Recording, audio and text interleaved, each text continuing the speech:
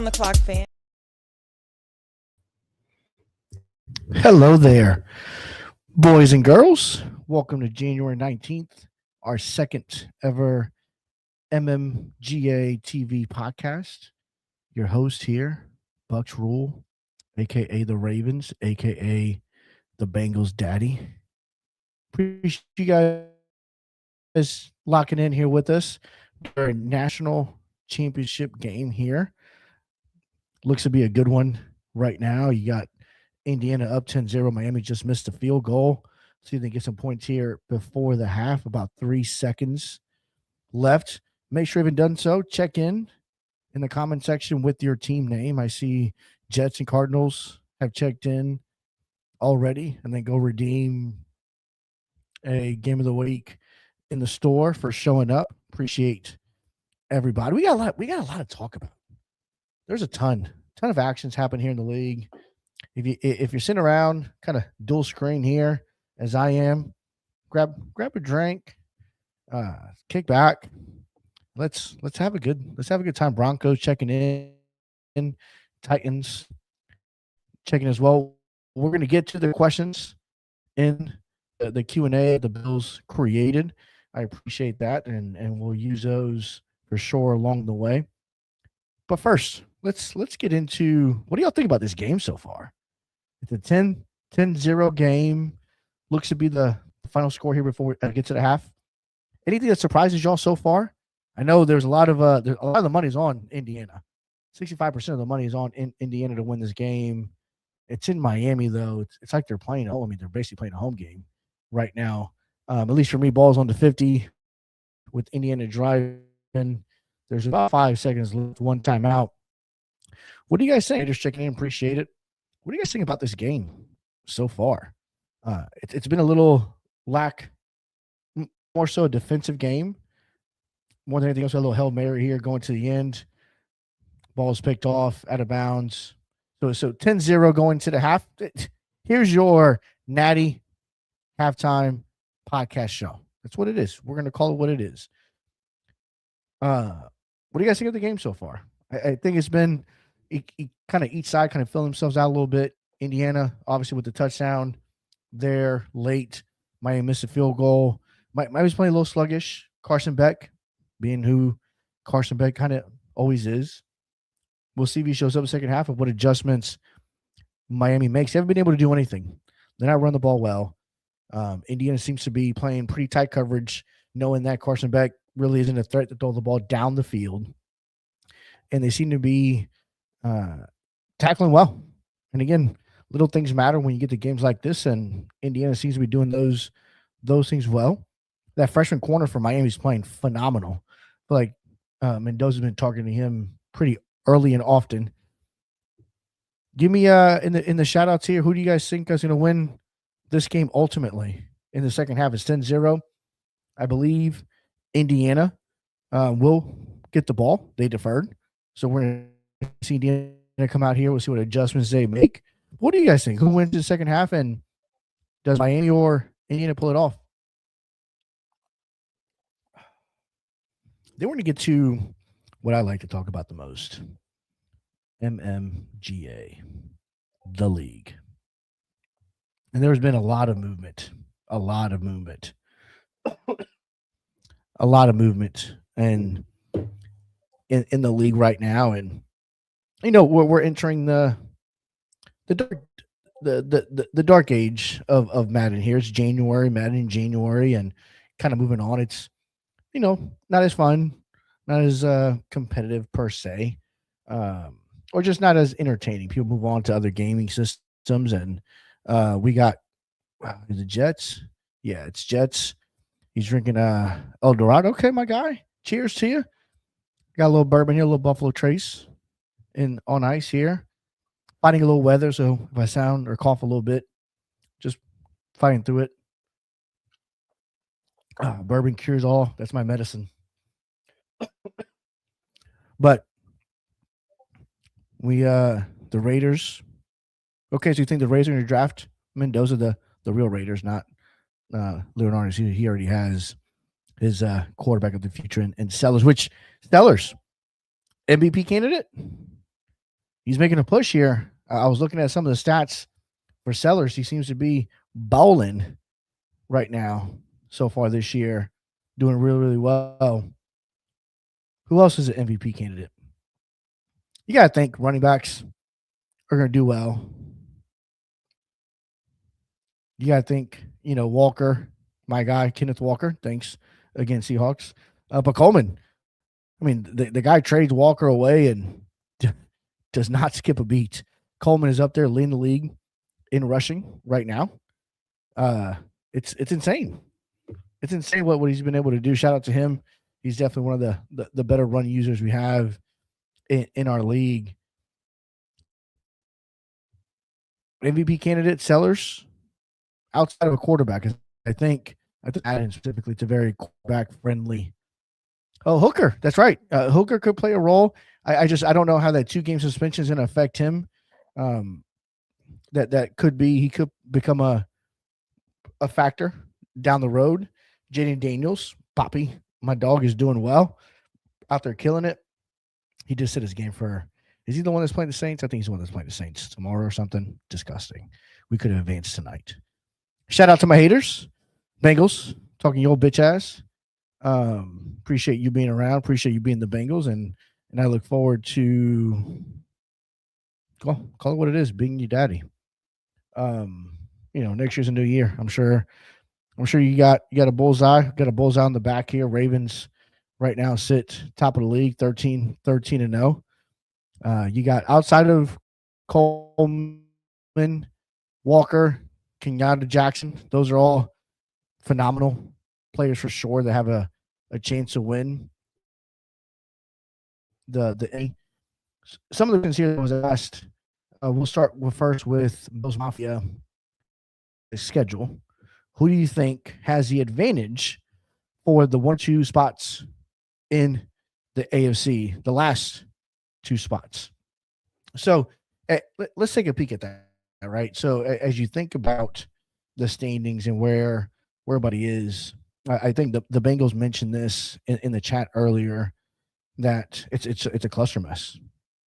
It's a cluster mess there at the bottom. So let me read off to you the teams that are currently. There's 1, 2, 3, 4, 5 teams tied for the 6 and 7 spot. You got the Chiefs, the Broncos, the Bills, the Colts, and then you got the Bengals sneaking up on there.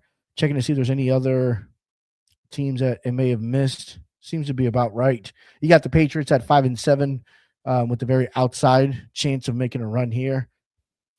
It's going to be tough. It's going to be tough because, the Chiefs and Broncos would, I think, still have to play another game against each other. I think the winner of that game knocks out the other one. The Bills, the Bills have been coming on strong. They started, I think I was reading this earlier, was it 0-6 or 0-4? I think 0-4. Started 0-4 now. 6-7, as our young kids like to say nowadays, or that's actually 2025. They say 4-1 now. Who the fuck knows? But they have an interesting schedule. The Bills have an interesting schedule. So they've won 5 of their last 6 games, losing to the Panthers 24-41. But they got matchups against the Broncos, who they're also tied with. So that could be a game that, again, one of those 2 teams, win or lose, could be knocked out of contention. Houston, which I think is a win for the Bills. Then you got the Jets, which I think the Jets handle business, and you got Miami. Not sure on how the new Miami user's doing quite yet. I think he's still getting his feet wet within the league. That could be a win also. So if he goes 8-9 or 9-8, is that enough to sneak him in to that 7th or 6th slot?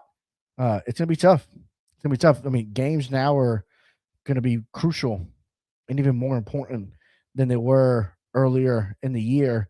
And then as you let's look at the Bills, the Chiefs schedule here kind of the rest of the way. They were on a trip, so they missed some time due to the trip they took. They have a game against the Giants, which is going to be a forced win. Then they play the Packers, which is always tough. And then they play the Bengals, which, again, the Bengals are another team that's vying for one of those last spots there. So I think they lose to the Packers.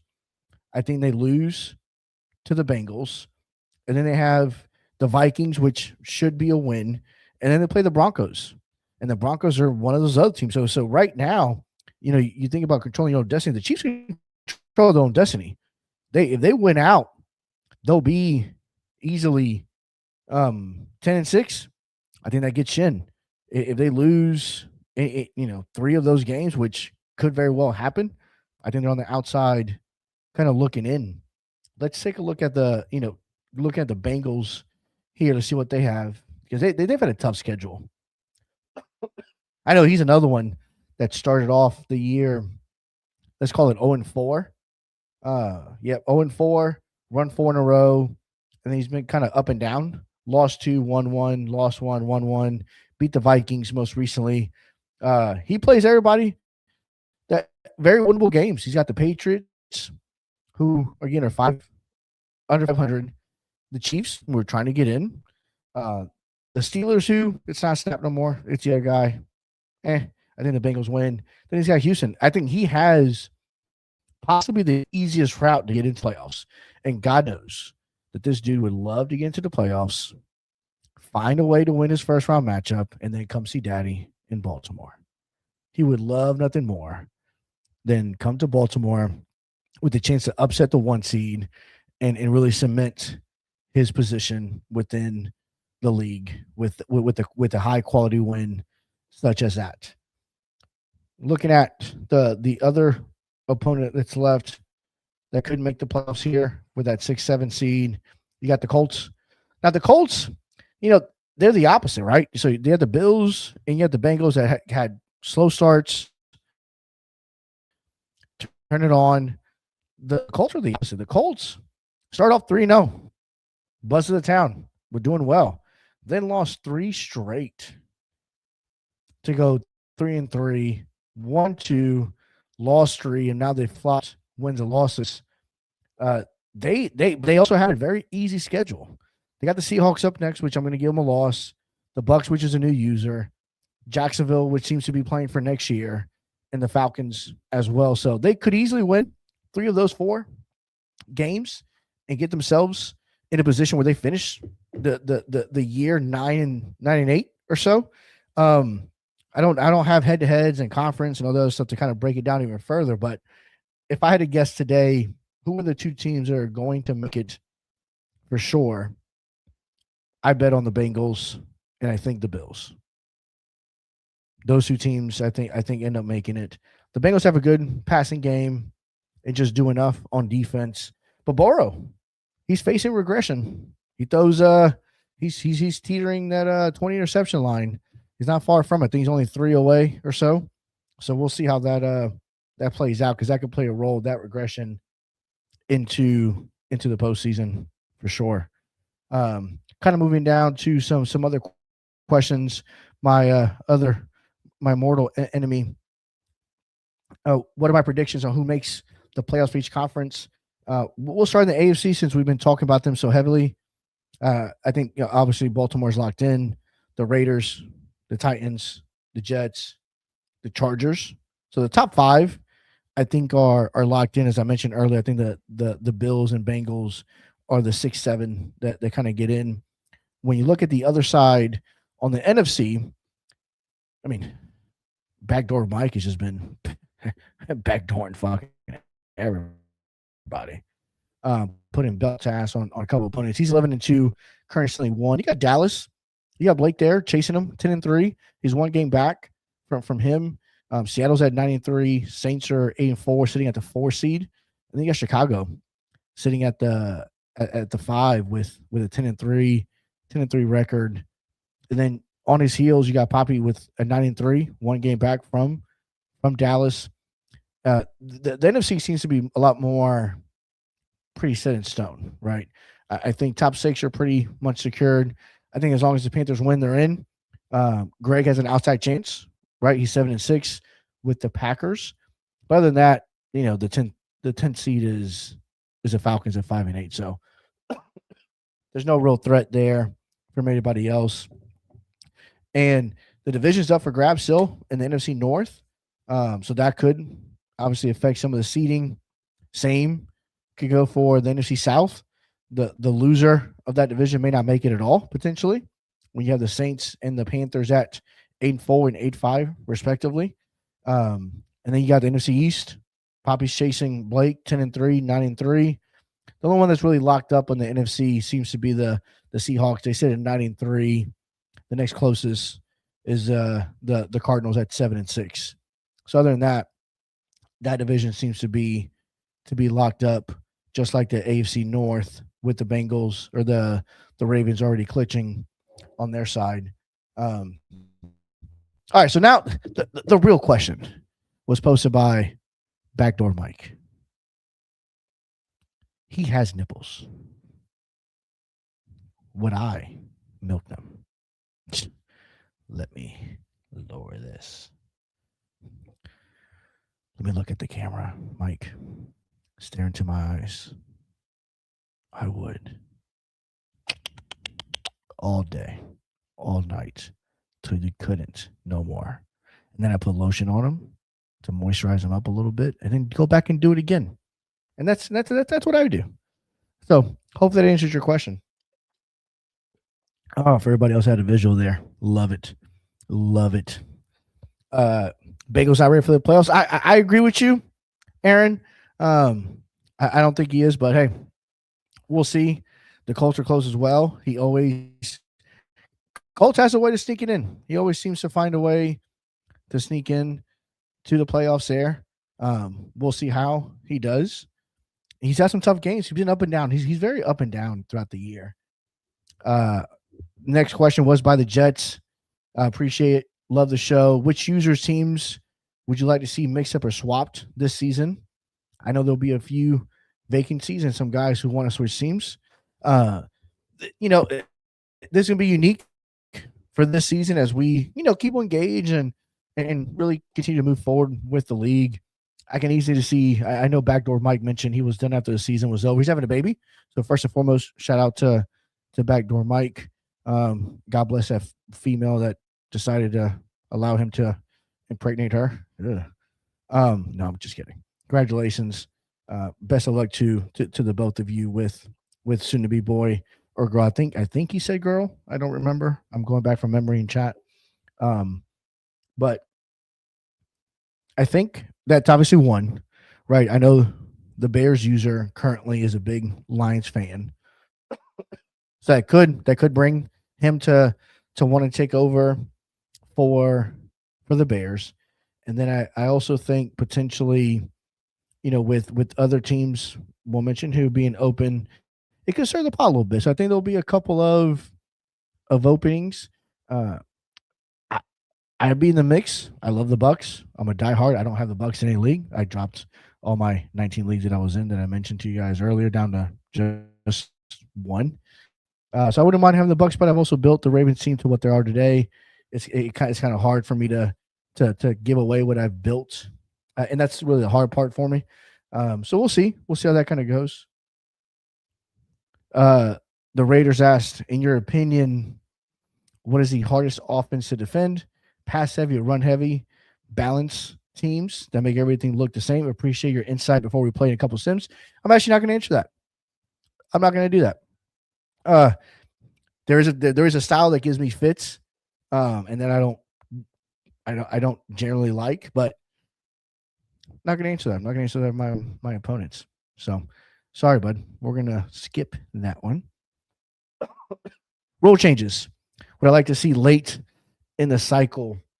For me, and I think there's, the suggestions box has been on fire in the last, let's call it 24, 48 hours or so, with a lot of suggestions and best believe we have this in a separate chat where we're highly having conversations around this as we speak, actually.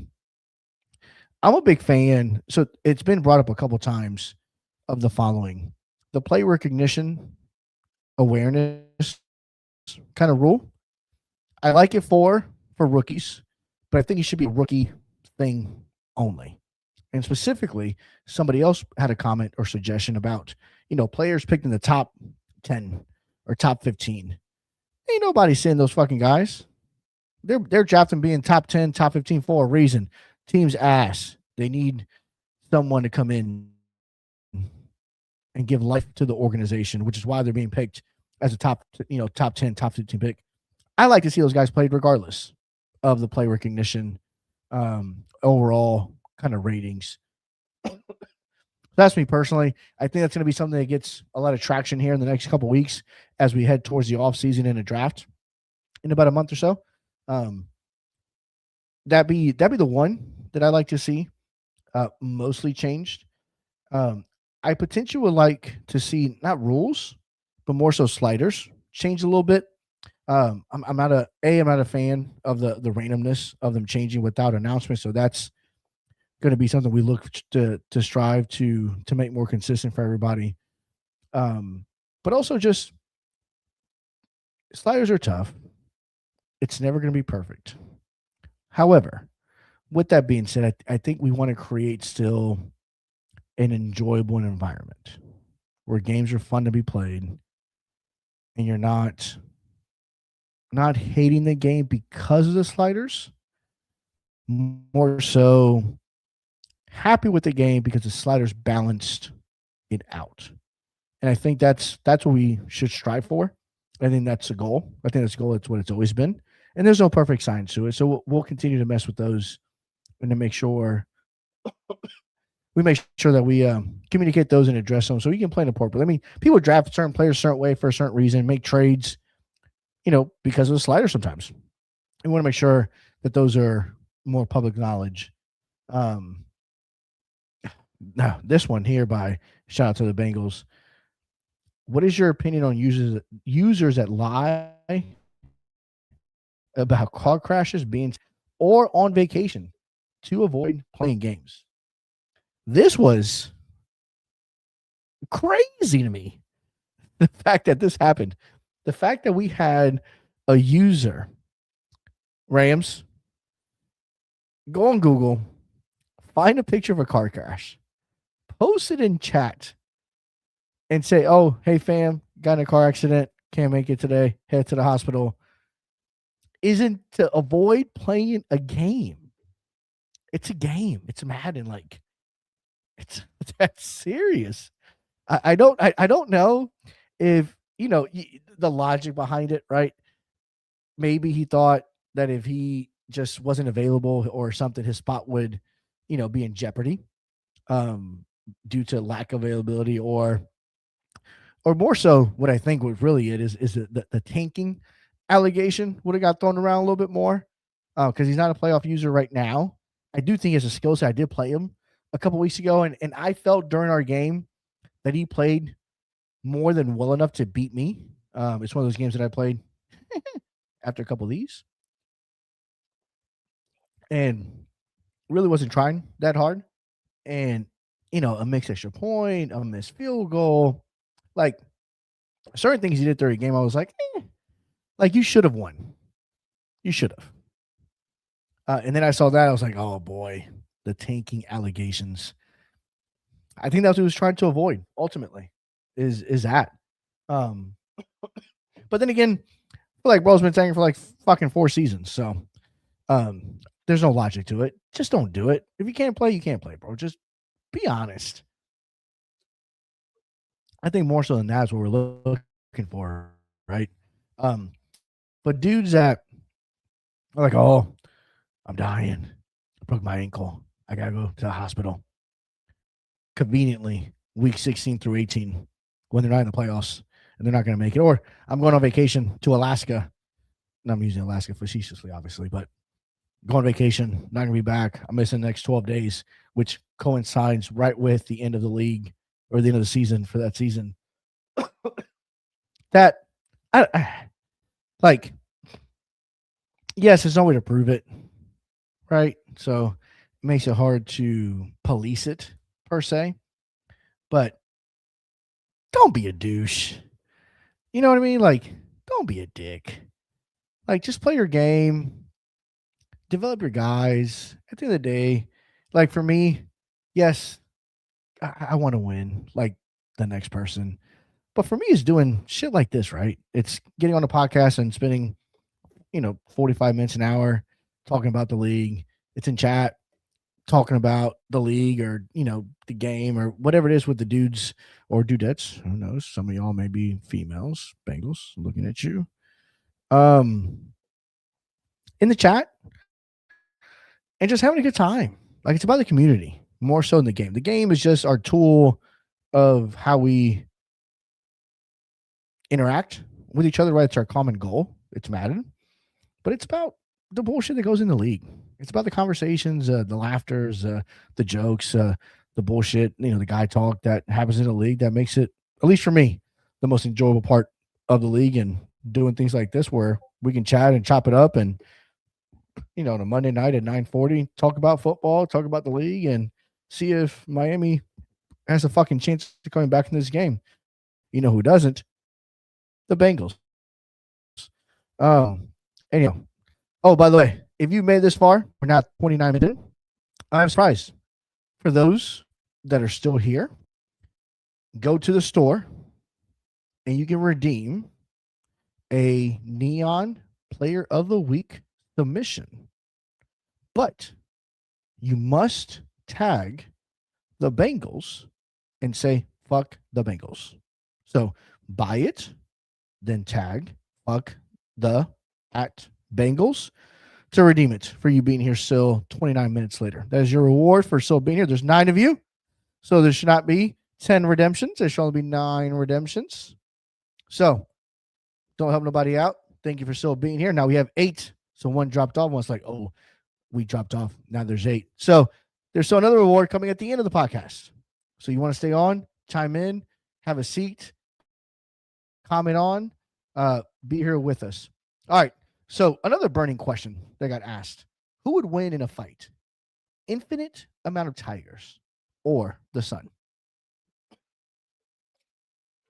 So first and foremost, I had to look this up because I know this is a reference to something that I don't know about. I am turning 40 in 8 days.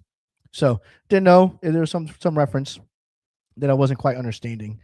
But the fucking sun, bro. The heat. Doesn't matter. Infinite amount of whatever. Unless it's infinite amount of water that you can pour on the sun to stop the flames. The sun's going to win. All right. The Broncos asked more so a direct question. You made a big jump from last season to this season. What were 2 or 3 biggest moves, decisions you made to have that success? I know there was a backdoor mic answered by the fact that I play in 8 leagues in 6 hours a day. That's not it. Because I actually do well in all the other leagues. I was struggling just in this one particularly. And I tell you, Broncos, it was more so redefining the makeup of my team to fit the rules more precisely. So the league is very run oriented. So I went out and traded for Kenneth Walker to add to my running back mix. I went out and traded with the Jets for 2 offensive linemen. Went out in the draft and drafted another 2 offensive linemen. So of the 5 O linemen that I have, 2 are rookies, 2 I got from the Jets, but it solidified my front 5. Last year in games, when I tried to run the ball, I was averaging 2 yards a carry. And then I would force a pass, but the league really isn't set up to pass because the accuracies of quarterbacks are fucking shit. The receivers that I had were young because they're going through a transition, so they're catching traffic. Was crap. And I had a tight end that I couldn't play till week 6 because of the awareness factor that he had going on. It was below the threshold to be able to see the field. So I really just focused on the trenches. Drafted 2 O linemen, traded for 2. And then I also drafted 2 defensive linemen, 2 D tackles specifically, actually 3. The 3 of my 4 front 7 are rookies. My defensive end, Trey White, is a rookie. Stone is a rookie, and so is the other one. So I really focused on the trenches, and I really built my team through the draft spend a lot of time kind of developing those guys. I spend all my coaching tree stuff on development of the player specifically, and I think that's really been the critical part of what's helped my team be better. Um, you know, uh, Ramrod, appreciate you checking in, bro. Star D tackle in corner, and the rest falls in place. You're right. If you have a dog, especially in that middle, that can control the run game or the edges that can rush the passer, and you got a corner that can lock down, especially in this league with these sliders, it's definitely going to help for sure. So as we kind of move down, do the more questions. Novice user here. I'm using a custom defense. How do I ensure that the best players stay on the field? My corners and safeties tend to disappear depending on the formation. I'm gonna be honest with you, Jags. I ain't got a fucking clue. I don't have that happen to me, and I use a custom defense. And for the most part, my guys are there. I would tell you to look at your formation subs to make sure that guys aren't being subbed in and out. And then the formation that you're using, like I know if you use a lot of big nickel, it automatically puts your safety in as that number 3 corner in the box, right? So that may shift some guys around and create a domino effect depending on your depth chart. But other than that, I look at your formation subs and making sure that those are all set. It can be kind of tedious sometimes, especially with the custom playbook and the number of formations you may have on there, but definitely make sure to check those out. And kind of, again, some of the comments going through here, comments I want to highlight quite a few here. So we had Ramrod checking in. Again, Star D tackle corner. The rest falls into place. And right after that, you had, the Jets kind of agreeing. Yeah. He missed a sauce, but he chose offense versus defense, right? He chose to have an explosive offense. And he's sacrificing a little bit on defense right now. Right. We'll see how he does in the draft and free agency and some of the guys that he's developing. Again, he does a very good job of developing guys. So we'll see how he does there. And again, Ramrod, yeah, the big boys in the middle, man. Those D tackles. The two of mine, one is 315, one is 330. So I got two big boys there in the middle of the field that make it tough, right? You can't double team both of them. So when you double team one's got a little bit of a single coverage or single matchup there with the guards, and you just got to be able to eat. Just got to be able to eat. Blake chiming in, defense is way more important in my opinion. So again, different users, right? I'm in the same mindset, Blake. I like to make sure defensively we are great, elite, and I'll take a lesser offense.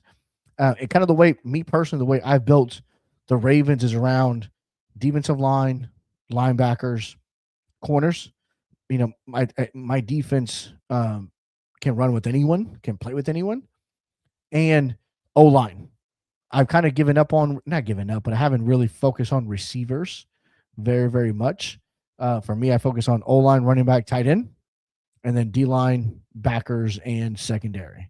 With really secondary being my biggest focus besides defensive line.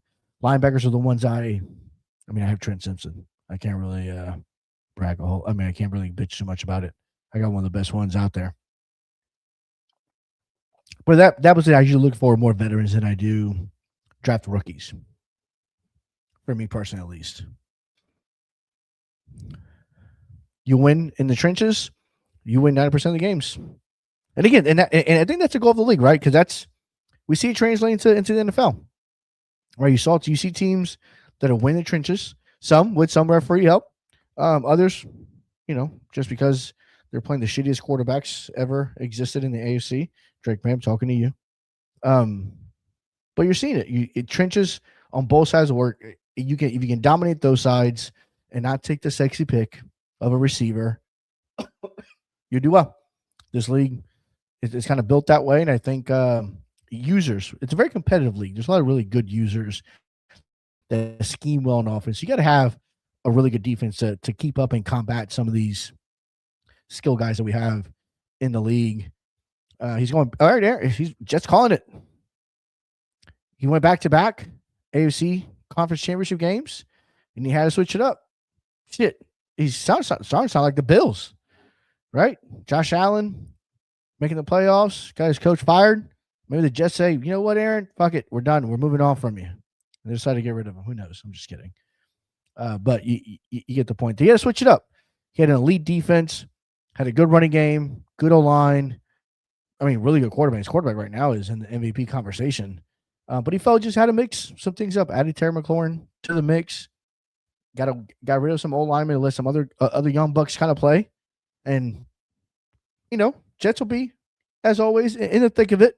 Just hopefully, not for my benefit. Hopefully he doesn't. Hopefully fucking Hendon Hooker tears ACL whatever week he plays me. Oh, boy. Miami with a big break here. We got a touchdown. I don't see any flags. This may stand. Fletcher with the touchdown. Miami's back in it.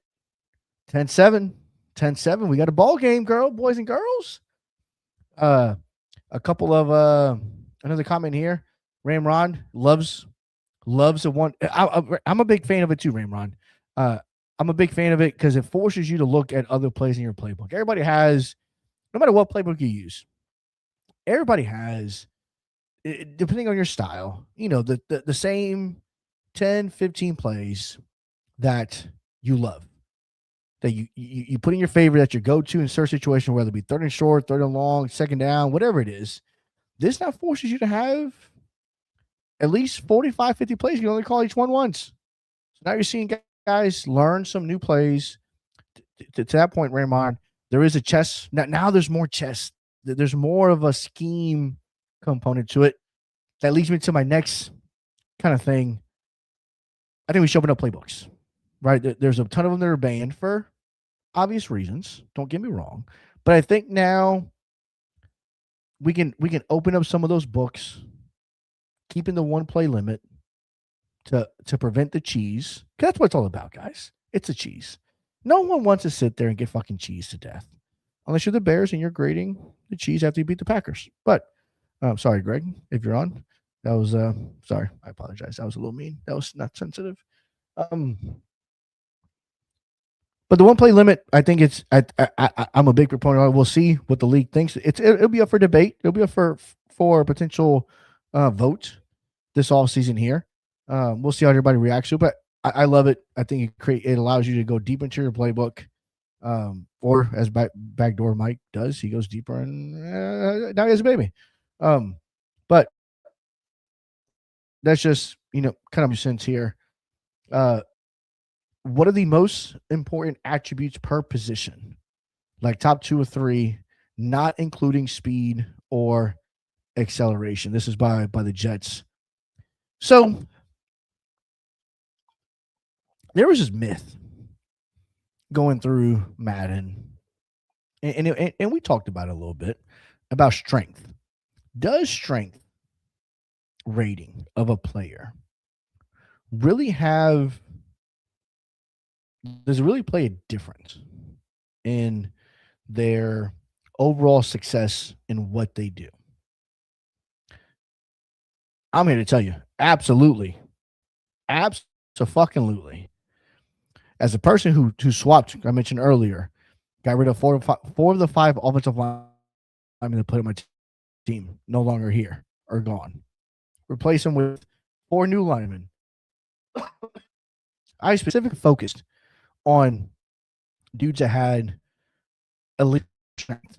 And I say strength, at least 93 or above, but really 95 or above in strength. And that's for me, I think that plays critical on both sides, O-line and especially D tackle and defensive ends. Really on both sides of the trenches. The strength of a player, in my opinion, whether it be a kick out block, being able to wrong arm power by defensive end when a guard is pulling to make that block. I think strength does play a critical role in the makeup of a player. And if I had to pick another one, Actually, I'm going to pick two because I think agility and change of direction, especially for skill guys, will go receiver, tight end, linebacker, corner, secondary. I think besides speed, that's probably the next in acceleration. That's probably the next key one for those guys is how well can you move? What's your twitch kind of look like as you're moving around? Because I think user response is one of the things we strive for, and people get mad when a play doesn't animate a certain way. Well, you look at change direction, it's fucking 84 for a corner. That sucks. He's not covering a zig route or an out route or a slant route. No day, every day. Never going to happen. Vice versa, if you got a corner that has good change direction, good agility, can play those type of routes better. I'm a big proponent on height.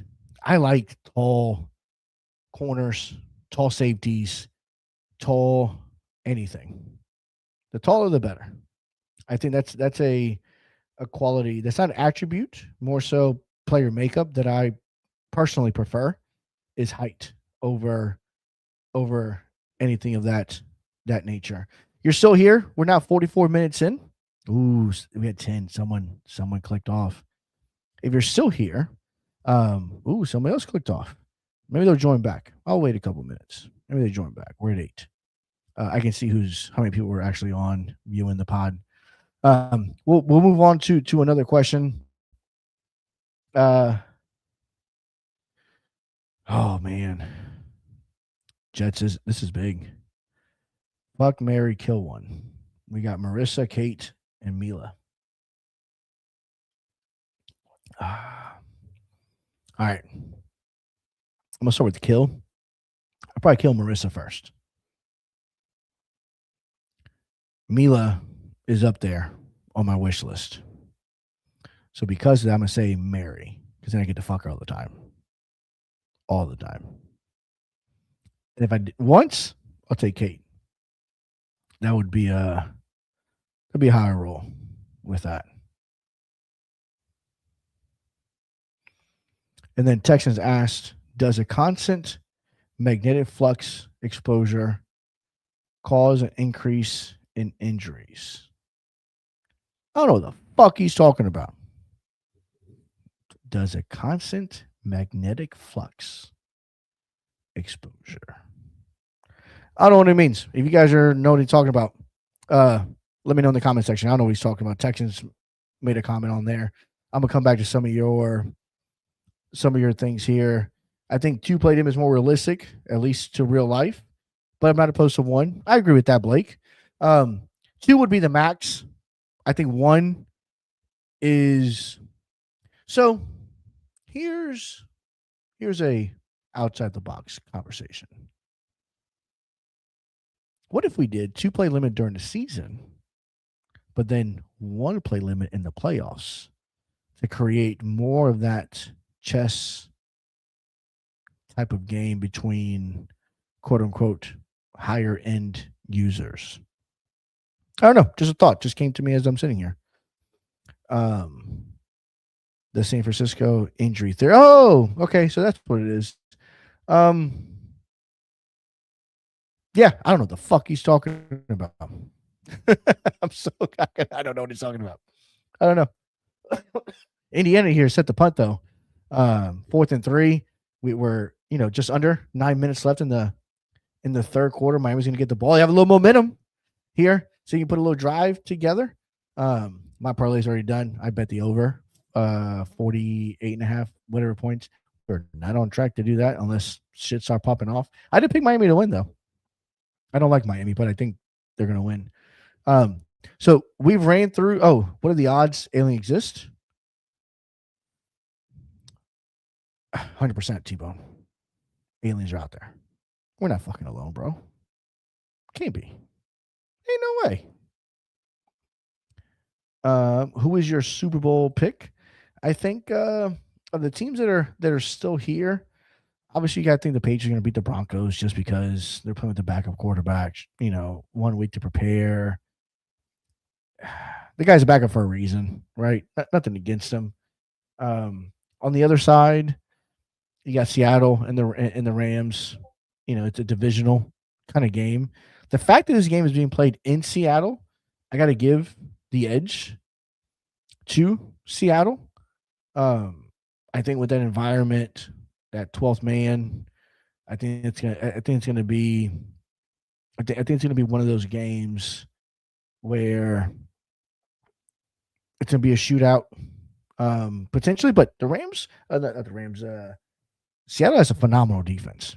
Phenomenal defense. So we'll see. But I if I had to guess, I think it'll be Patriots, Seattle, and I think ultimately Seattle wins the Super Bowl. So will I sim tonight? Sadly, I can't. There's a game. I think the Saints going live. Checking out that chat. What does that chat look like? I believe they scheduled the game for tomorrow, but it wasn't into the neon, from what I understand. But again, neon's been a little fucking wonky, so you really can't blame them if it didn't get put in there, which kind of sucks. But that may be the case. We have to wait till tomorrow. All right, for the 7 of you that are still here, we're now crossing the 50-minute mark in about 30 seconds or so. Appreciate you kind of sticking in.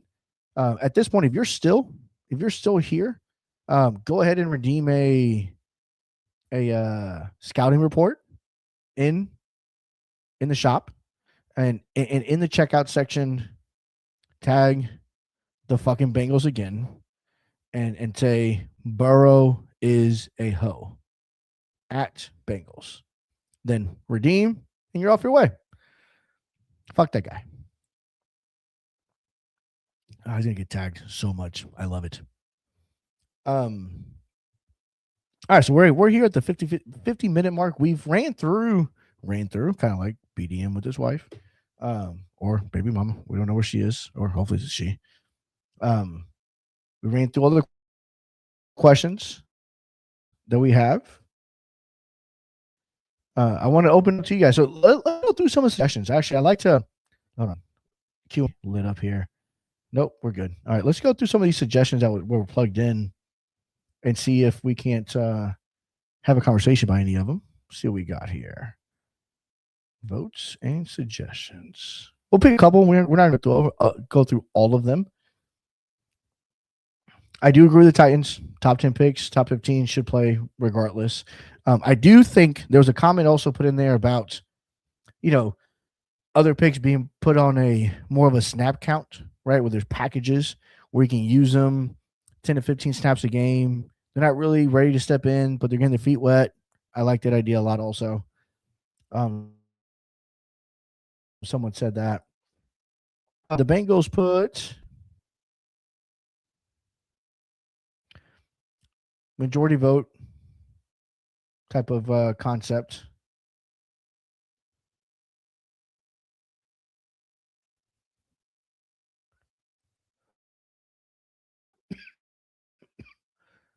The Cowboys had a laundry of ideas here. Let's see. Oh, another one that I liked. Actually, I saw this too. Sim injuries. Fuck yeah. Turn that shit off. It should not be injuries in a sim. You should not be penalized because the other person can't fucking play, regardless if it's a forced win or not, and injuries. Me, I said everybody. I said my entire team. All of my backups within the rules I can play, of course. Assholes. I put everybody in, and I had 2 injuries to 2 of my depth guys, but better than my starters. I completely agree. Injuries should be turned off during sims. One of the things that I do like. Dark horse. Who is it on both sides? All right, so dark horse. Oh man, let's go NFC first. NFC. On the NFC side, top users: Lions, Cowboys, Seattle, Saints, Bears, Boppy with Washington. Top 6 there. Those are all guys that have done well in the league. So From a dark horse standpoint, I guess I can go with the Panthers, right? If he stops breaking rules. Here recently, he's been on a little bit of a rule trip. But if not him, I know Seattle and Dallas were in the game championship game before. I like to see backdoor Mike make it to the Super Bowl in his last season potentially. So I'm gonna go with Mike as my dark horse. Even though he's 11-2, he's been notorious for first round exit. He can't be a first round exit if you have a bye, though. Shout out to him. He's on track for that so far. And then on our side, yeah, you know, you have the Ravens, myself at 13-0, but I don't think anybody believes in that 13-0, right? Some quality wins along the way for sure. I think we had probably one of the tougher schedules kind of going into it. We've won a lot of the 50-50 games we could have lost. It could be a lot different. The Raiders, perennial top user. Titans, perennial top user. The Jets, remade the roster a little bit, lower seed than some would have liked. I like for one of those 6-7 seeded teams that gets in, see if they make a run. See if they can knock off some of the big dogs that kind of lead the way. Otherwise, given the makeup of the roster, I think the Raiders and the Jets are in good position to score with anybody. I think those are two legit dark horses that could very well make their way to the Super Bowl this year. For sure. Sim injuries. Playbooks. I think we should unlock playbooks for the most part. I think there's still one or two that are the Jags seem to be the meta one, and then that Ben Kirk guy, which BDM seems to think that's my idol because I watch all of his YouTubes allegedly. I think those two should stay. I'm not a fan of customs. I don't like customs. I think it just opens up the cheese. It's too hard to police it. It's too hard to fucking babysit it. And if it's there, people are going to manipulate it and use it to their advantage as they want to. So I like to keep stock playbooks as the main thing. Play sheets would be nice, but again, bronze really is the only one that you could possibly do. But then again, that gets upgraded by itself if you hit certain milestones. So that would be a deter of that. So I think play sheets stay off for now. That fucking Madden found a way to make that shit. I do agree with the second year, even they're under the 65 play recognition. Especially if they're, let's call it, I think if a guy has, I think you should be able to buy an item in the store that raises your first or second round player to a 65 play recognition overall, so you can play them right away. Guys drafted third round through whatever, they got at least sit out that first year, develop, buy some shit for them, rewards, this, that, and the other to get them up there. But I think year two, they should play regardless because I think that's the way in the league. I think that makes it more realistic. I do agree doing away with the drug test and just do the week 9 and in a seasons check. I think that's also very realistic. Again, we want to play the guys with the one play limit, with the stack caps, the way the league's designed.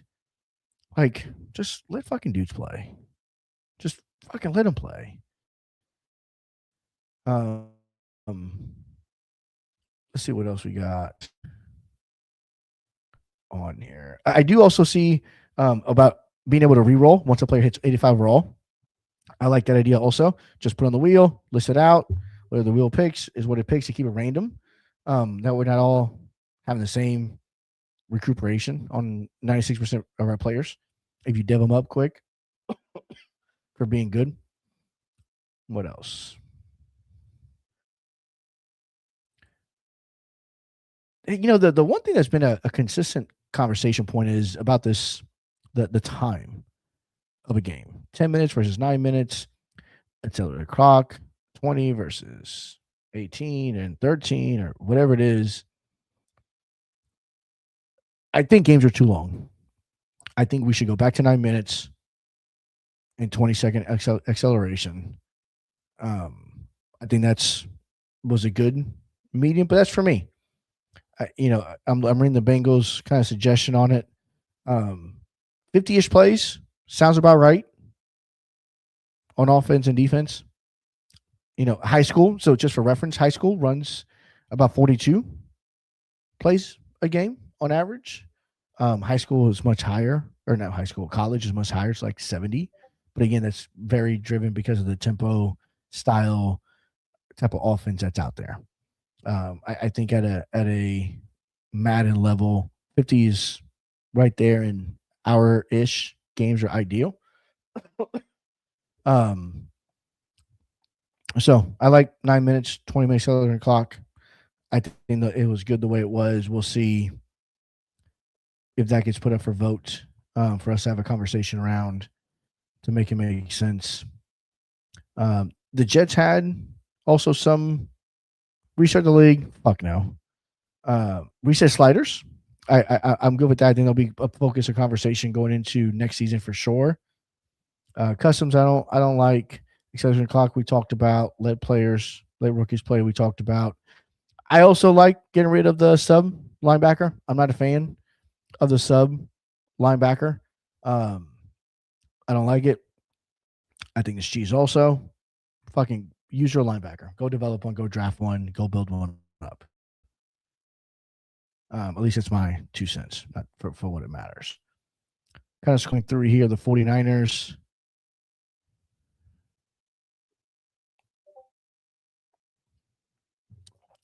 Custom playbooks. Conversation. The Bears had a suggestion as well. Let's start an MMA hockey team. Open tryouts. I'm in for that. I think it's a phenomenal idea. Let's get tagged. Where did I get tagged? I can tell you. Let me see who tagged me.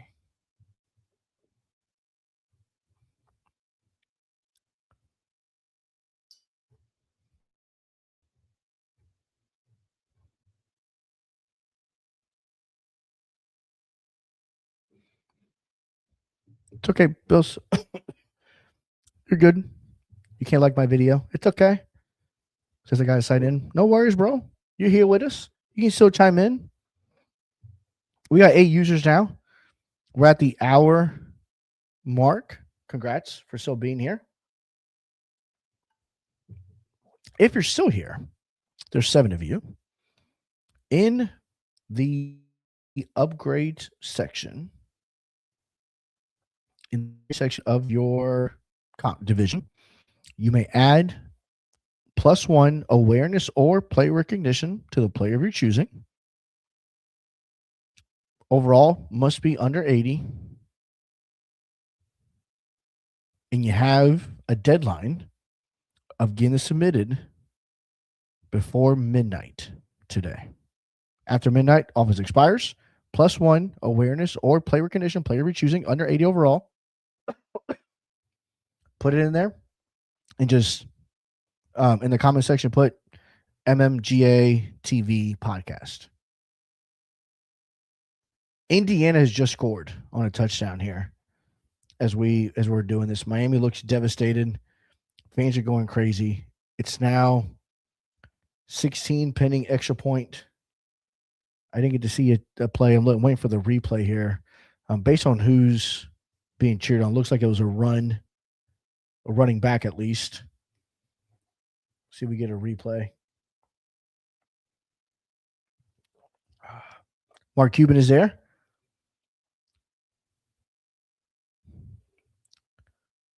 Oh, block punt. Okay. So that was a stat that was thrown out earlier in the game that Indiana special team has been phenomenal all year. They've been blocking punts and doing this, doing that. So here you go. Special teams contributing to the national. Oh, here it is. Right up the middle. Got an arm on it. Great bounce. They were deep in their red zone. Beat the individual block. That could be what decides it there. That could be what decides it. Man. Again, Indiana seems to be doing the little things. Doing the little things right here. Got a comment here by the the block punt, and then another one here by the Hoosiers. They're making moves. They are making moves. Again, don't forget +1 awareness, play recognition. Make sure to claim that before midnight. Eastern Standard Time. So you got less than 2 hours. Eastern Standard Time. The best one there is. All right, guys. Playing complete ball. Aaron, you're absolutely right, dude. They're playing complete ball. They're doing a great job. We've now reached the hour and 3 section of our podcast here. It's a lot of talking. It's a lot of yapping. Normally I like to do this with somebody else so we can talk off each other. And which, by the way, if you want to join the show, shoot me a DM. Anytime, you're welcome to. It's easy. Click on a link. You show up. You have to show your face. You just voice. However you decide to do that. 8th block punt this in the last 2 seasons for Indiana. That's the most in FBS currently. Momentum is definitely on Indiana's side here. Kind of feels like Miami has to put up points on this drive just to keep Indiana from pulling away. Just to keep them from pulling away. You still got another quarter, still plenty of time. So it's not panic mode, but it is urgency mode. I do think you have to have has to be a divisional winner. You got Fletcher here doing all he can with the big run, getting the first down. 4:20 left in the game. 4:20 in the game here. We'll see how this plays out. Got tagged somewhere. Let's see where we got tagged in general. Let's see what we got. Award predictions. No, I'm not going to get to those. I got to pull up everybody individually. I've been yapping for about an hour or so. We had a couple guys that got some rewards here coming up. So if you looked at the Q&A podcast, take a look up there. So congratulations for being best part of the league. So with that, guys, we're at the 10-15 minute mark here. We're just in an hour and 5, really an hour or so, because I tagged you guys at 9:10 Eastern Standard Time with this. I appreciate you guys joining. I appreciate the league. And you guys are the best part of the league. So I continue. Thank you for being a part of it. Continue to be a part of it. I will catch you guys next time for the 8 that remains. If you are still here, tag me in your team channel. Tag me in your team channel as soon as the podcast is over and receive 10 coaches points, team points. But you got to tag me. If you don't tag me, I don't know about it. All right, fellas, I appreciate y'all. Until next time, I'm out. Bucks rule. Ravens.